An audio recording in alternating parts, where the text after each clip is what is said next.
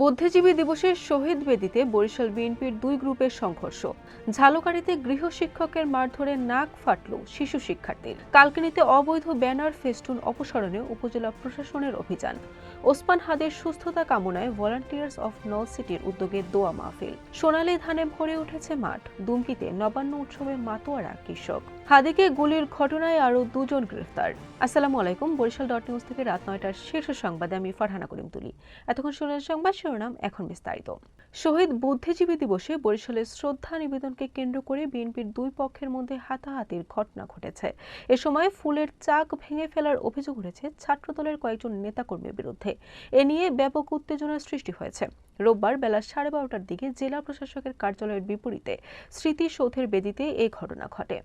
ঝালকাঠির কাঠালিয়ায় পড়া না পারায় টেবিলের উপর আঘাত করে মিম আক্তার নামে 9 বছরের এক তৃতীয় শ্রেণীর শিশু শিক্ষার্থীকে জখম করার অভিযোগ উঠেছে গৃহশিক্ষক হাসিব মীরের বিরুদ্ধে।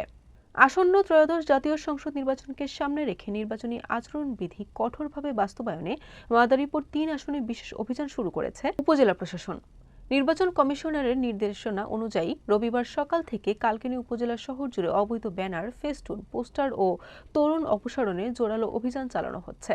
ইনকিলাব মঞ্চের মুখপাত্র ও ঢাকা 8 আসনের সম্ভাব্য এমপি প্রার্থী শরীফ ওসমান হাদির দ্রুত আরোগ্যের জন্য তার জন্মস্থান ঝালকাঠির নলসিটিতে দোয়া মাহফিল ও বিশেষ মোনাজাত অনুষ্ঠিত হয়েছে। পটুয়াখালীর দুমকি উপজেলায় আমন ধান কাটার মৌসুম শুরু হয়, গ্রাম জুড়ে নবান্নের আনন্দ ফিরে এসেছে। বিস্তীর্ণ মাঠ জুড়ে সোনালী ধানের দোলায় কৃষকদের ব্যস্ততায় মুখর হয়ে উঠেছে জনপদ।